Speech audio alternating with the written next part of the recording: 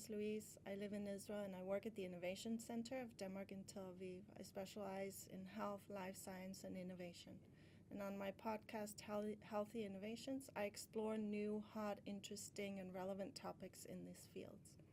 It's quite well known today that hospitals play a crucial role in driving health innovation, and also in collaborating with companies on development of new technologies for prevention, diagnostic, and treatment.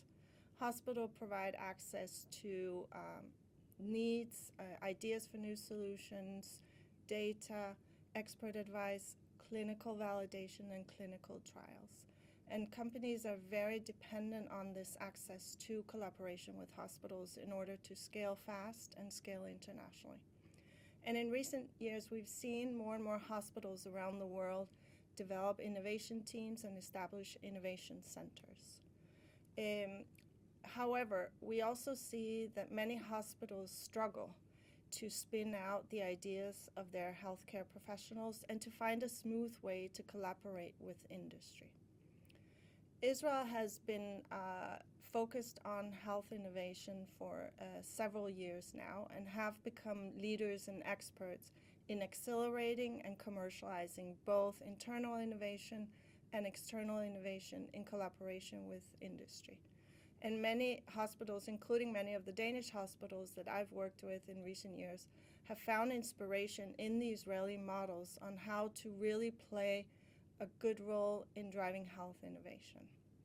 Now that Israeli hospitals have been doing this for several years, it would be interesting to look at what results do we actually see from hospital innovation and what will hospital innovation look like in the future as our healthcare systems start to change.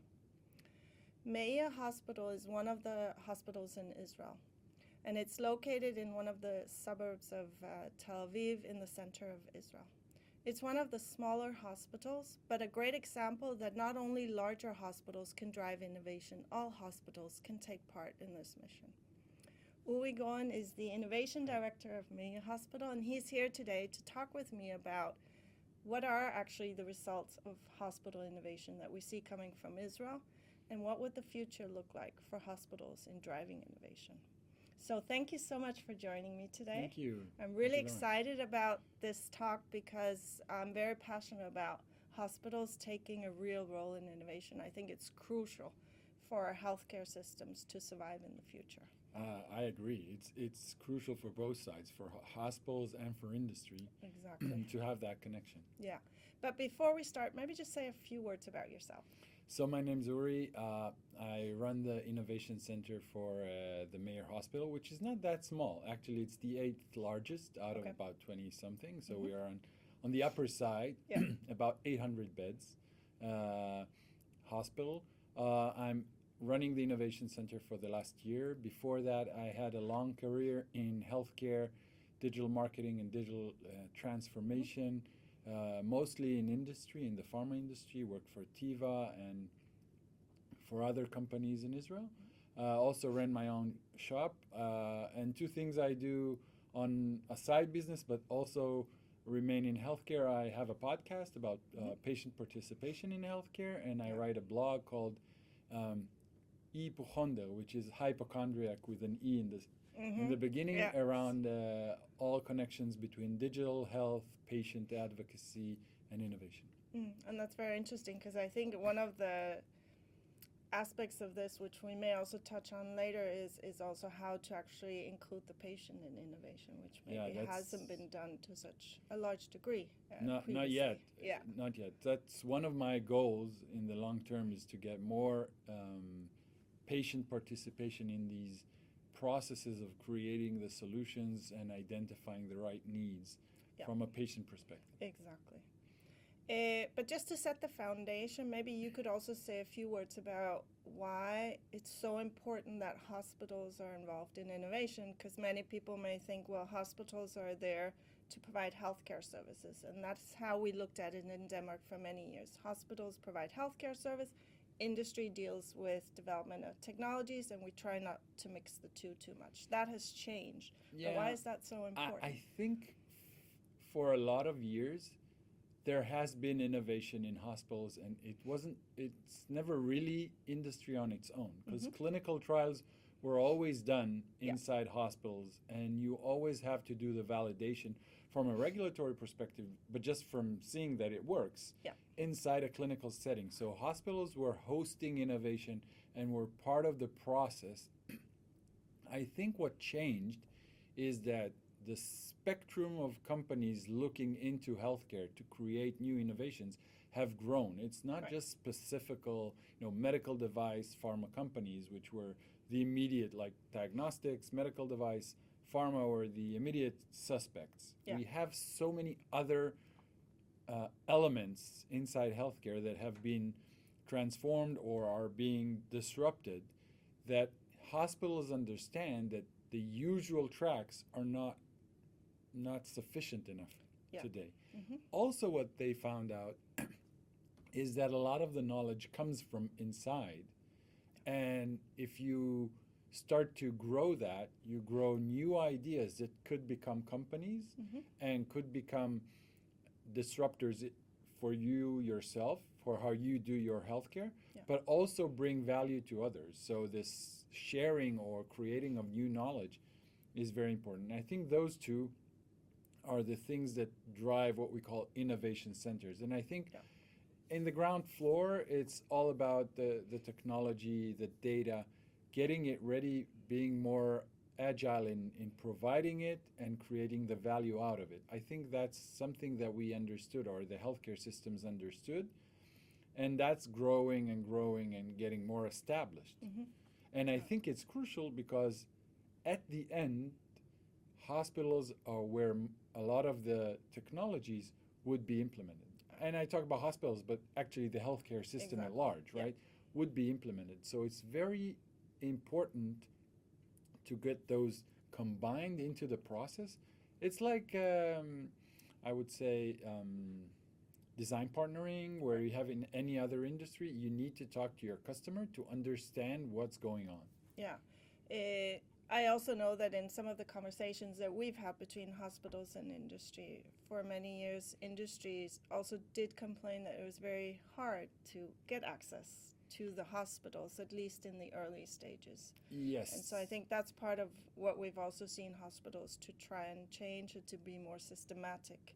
Yeah, I think that's where innovation centers try and kind of from inside change the process or adapt the process in order to be more welcoming to early stage companies that come with non-traditional ideas. So if you do early stage medical device or pharma, the roads are paved. They're slow, but everybody knows the pace, everybody knows how it works. But when you come like a digital health or a new robotic, whatever, it doesn't sit in the right cubes, so we need to create the new paths. And I think that's what we're trying to do from the inside and trying to get better collaboration with the ecosystem. Yeah.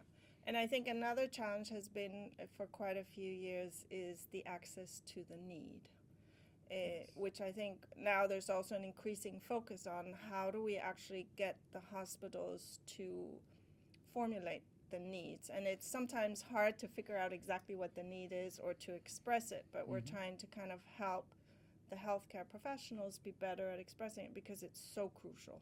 Yeah, I think a lot of methodologies from outside are coming into hospitals, like design thinking, need gathering, all these kind of methodologies that innovation people coming to work within the hospital bring with them that help articulate it in a way that it can be solved, because a lot of what we do is we think in solutions and not needs. And also the spectrum of needs is so wide, and it depends what's relevant and what's not. So those processes also help to figure out what's the relevant one, what's the source need, and then other elements. And that helps with articulating it outside to the ecosystem, or just bringing in people who help with solutions, like engineers, tech people from academia or whatever, and try together to solve it, and that becomes a new solution that then can be commercialized out to the ecosystem. Yeah, And you've now been involved in hospital innovation for quite a few years. What kind of results do you see that is coming out? Is it actually benefiting the professionals and the companies and the patients that we are doing hospital innovation? I think it does. I think we're still in early days. I mean, innovation centers in hospital in Israel are not that long. Mm-hmm. I mean, a few years, and we're trying and we're seeing things coming out. First of all, I think more startups are now involved in working with hospital in a more structured way. Yeah. It's not like I know someone who knows someone and he might help me at whatever. It's a little bit more systematic, and then it's done better Yeah. or more professional. Right.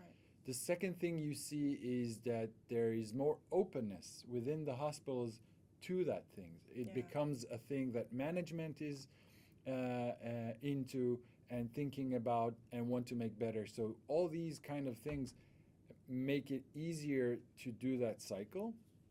And we are seeing some startups that have already been implemented within hospitals Mm-hmm. in the regular service that came out of that idea of doing innovation together. So you see some startups in Israel and you see around the world where the hospital innovation unit was a key element in bringing that up. Not just in Meir, but in other hospitals also. We are a younger innovation center, Yeah. but I can see it also that we have done a lot of work of getting needs together with solution makers. So Yeah. we have a pipeline of projects that are based on needs and solutions developed within the hospital, Mm-hmm. waiting to be commercialized or being commercialized as we speak. And that is a very interesting trajectory that is also happening across other hospitals from inside out, getting new solutions, new ideas that might have never come to light if there was not an innovation center thinking about how to do that. Yeah. And are you then having some success in spinning out your own technologies and ideas? Because I know that's been a problem even for universities for years to actually do that. It's not as easy as it may sound. So we're working with, we have a big plan that is based on a government grant from the Science Ministry Mm-hmm. called Science Accelerator. And now we have 15 projects already active in different stages of maturity, but 2 of them have already been commercialized. Okay. I don't know if they're going to be a success, but there is someone thinking about how to make money out of Yeah. them and taking the IP and the concept forward. Mm-hmm. And others are now more mature, where we have patent applications and first proof of concept in animal models or whatever is relevant to the specific idea.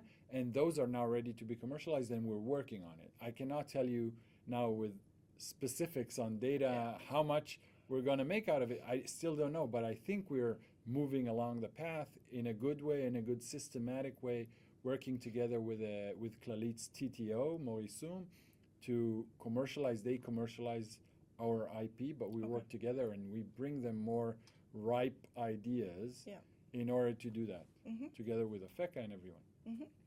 And what are the challenges that we're still facing in really being good at driving hospital innovation? It may be policy, it may be technical, it may be workforce, or So systematic. I think one of the things we're seeing is that we have a lot of problem. The workforce there's a lot of work. I mean, in the main business of hospitals is still giving service to patients, still healing people, treating them, making them better. And that has grown.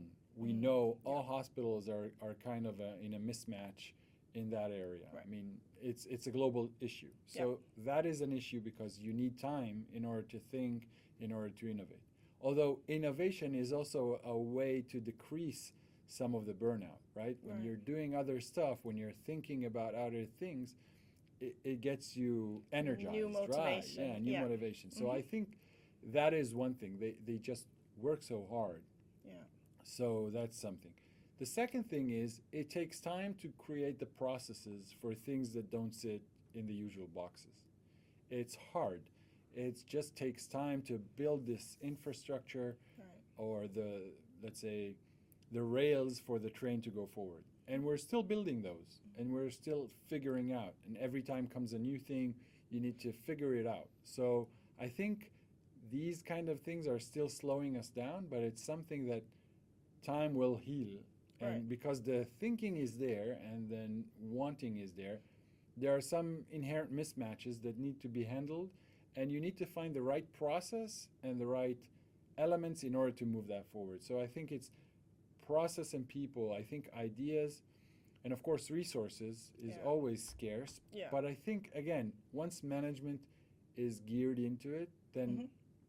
everything else starts to fall in line. And at least at Meir, we do have very good commitment from the management in order to move this forward. And they're very involved and they want this to go forward. And you can feel it in the way that things are pushed Yeah. forward. So it's very important to kind of have management on board. It kind Yeah. of starts both from the top and from the root Yeah, of the healthcare always. It's a professionals. bottom up, Yeah. top down kind of balance where you do that. I think in healthcare there's a lot of bottom up because doctors are very independent by nature, but you need a top down in order to do the process and the resources.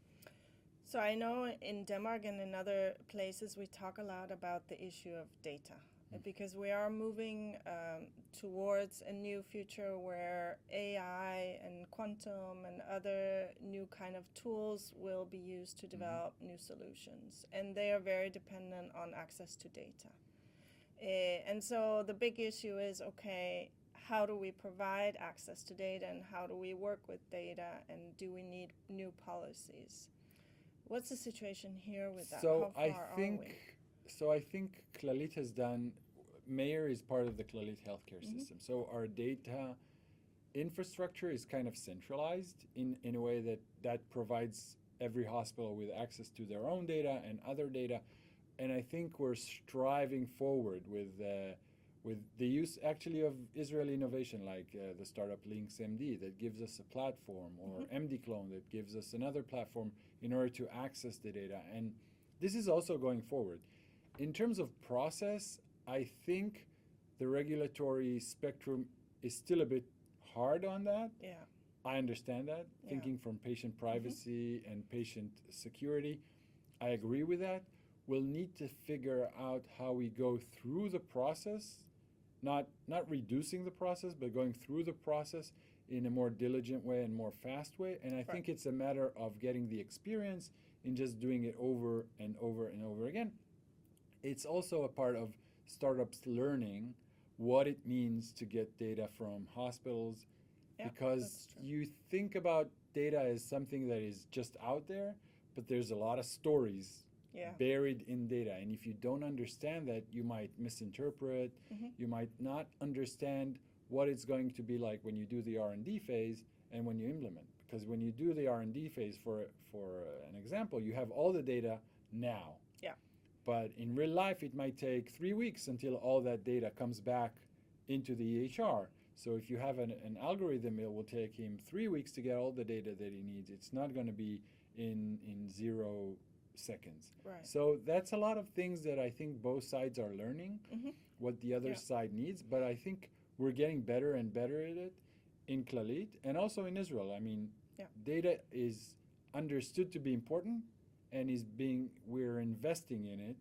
And for internal purposes, it's much better, and we're doing a lot of things. There's a lot of things happening in Clalit, and we also at the Meir Hospital are doing more and more in order to get the research to do also predictive modeling and more like that, again, together with academia, together with industry, depending on the use case. Yeah, exactly.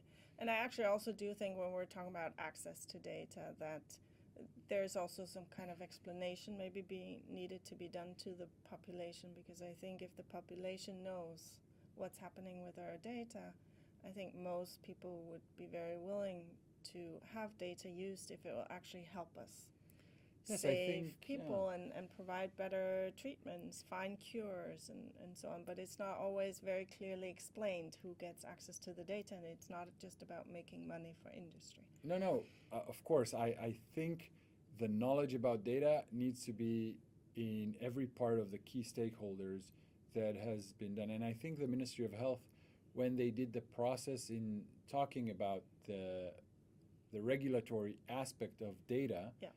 they've opened it to the public. They've tried to do that. It's also a matter of interest. I mean, Yeah. once you don't have the personal interest now, people don't really, it goes through and Yeah. they don't think about it. When they get it relevant, then they think about it. But then those are the guardrails of informed consent and other things depending on the type of research and the type of data. Yeah. Because it's not a one size fits all. It depends on the use case. Right. We're also, as we all know, in a bit of a situation where our healthcare systems have quite a few burning platforms. And as you were also mentioning, we have certain challenges. We don't have enough hands for the amount of patients, and the number of patients continue to increase. Not only that, because we live longer, but also we have even more chronic patients with comorbidity, so they have several illnesses they're suffering from at the same time. And we have periphery where it's harder to attract people because they can get jobs wherever they want, and so on. And so there's a lot of focus on technology. And do you think we can innovate ourselves out of these burning platforms, or will we need other things as well to secure our healthcare system in the future? So I'll give you a saying that was said a little bit over a decade ago by Vinod Khosla. He's the founder of Sun Microsystem and a very big VC investor in healthcare. He said that 80% of doctors will be replaced by robots. Now, when he said that, that made a lot of noise because, wow, robots. And I mean, bots would be ChatGPT is a bot and a physical robot that does physical Moving stuff. around, I don't think they will replace 80% of the doctor, but I think a lot of what we call today the role of the doctor would be replaced and other things would come in. If you look at doctors like 100 years ago, they didn't do the same things that doctors do today. Some of the things are the same, some of the things are completely different. And I think that's what we'll see. And I think we'll get more efficiency. For sure, if technology goes in, we'll get much more efficiency. But in healthcare, it's kind of an oxymoron. You get it's an oxymoron because when you have more to offer, there will be more people who want it. Like supply creates demand in healthcare economics. So the more supply you have, the more demand you have. So you need to kind of balance it out. It's an issue, but I do think we don't have really a choice. We'll have to innovate ourselves into this. I think a lot of things would find themselves out in the community health. A lot of things can be done at home. And we've seen this throughout history. Let's look at something very close to Denmark, diabetes, right? If people wouldn't get insulin at home, we would crash our healthcare systems today just by giving insulin and doing blood tests to patients 7 times a day. Today we have monitoring all day.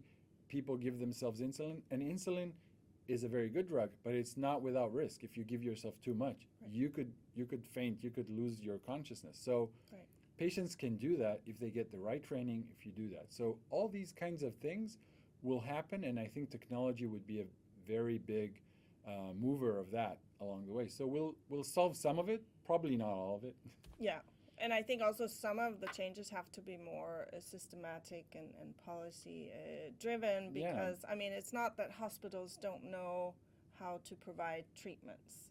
It's just that they don't just always... how you provide them. Exactly. And the risk-based analysis of what can be done, what needs to be done here, what can be done at home, like antibiotics. Some of the antibiotics can be done at home, and they've moved a lot of it to the home. And it appears to be more efficient and more safe because people are less prone to more infectious disease and stuff like that. So I think more and more will just have to be divested into other places. And we see the same now also development for cancer patients of trying to have chemo at home in a safer environment, an easier environment for others that's less disruptive. A lot of things are going to change. I think also inside the pharmaceutical side of it. Getting things to be more oral, less injectables, more self-administered, less need of doctor administered or nurse administered. These all kinds of things are now in the mindset of the people innovating on this. So we'll see it more and more developing to that way. And just to switch a bit, how can Danish physicians and companies and other stakeholders and also stakeholders from other countries collaborate with hospitals like Meir in innovation? I can tell you that I think different perspective brings better understanding. So healthcare is global in one sense, but very local in the other sense. Yeah. There's a lot of local regulation and local business models that affect how healthcare is administered.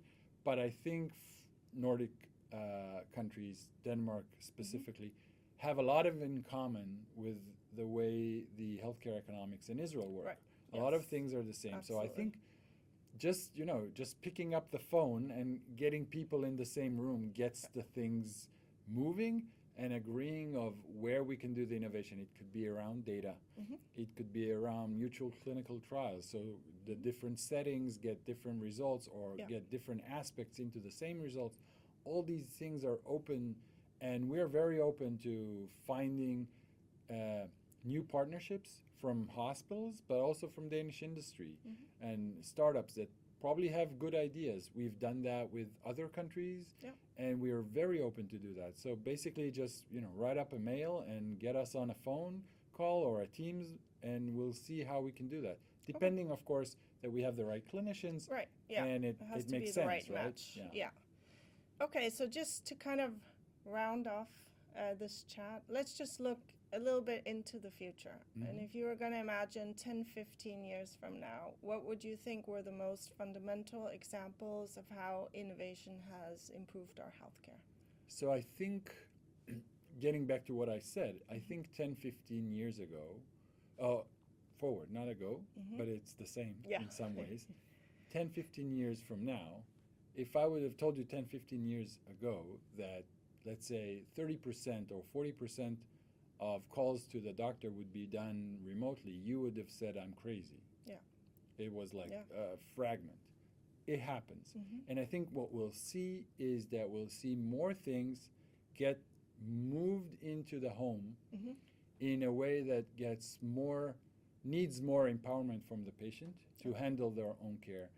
Diagnostics can be done more at home, caring, taking medicine, doing that. The second thing is, I think a lot of the new things around data is about prevention or delaying. I don't know if full prevention, but at least delaying the onset of a lot of the chronic disease that now plague the system, like diabetes, like blood pressure, obesity, cardiology. So all those, if we get good ideas to how to prevent them or tell you that you have the risk of deteriorating early enough so you can do or try to do some changes that prevent it, that will also grow. And I think data is really helping us that way.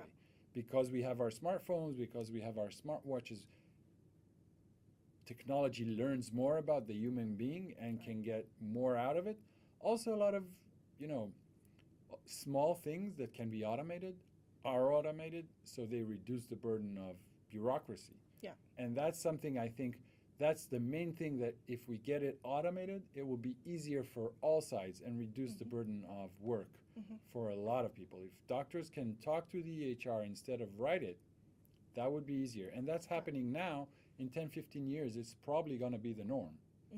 And we won't understand why people were doing that. Like we think still about, just in the 90s, people were still writing in Israel, writing the EHR on pieces of papers in the US until 10 years ago.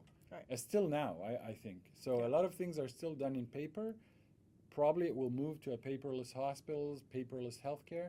That will automate and speed up things, and we'll see a reduce in burden. So, and I think there we're very fortunate because both Israel and Denmark have had focus on digitalization, and we're actually two countries that have very, very good data.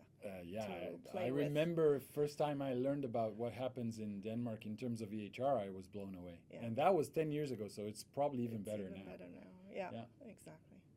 Great. Well, thank you so much for joining me today. It was fun. Yeah, it was. Let's do it again. Sure. There's so much to talk about in this field. And thank you everyone for listening and watching. And again, if you have any topics or comments of anything you'd like me to explore in another podcast, then please feel free to reach out, and see you in the next podcast.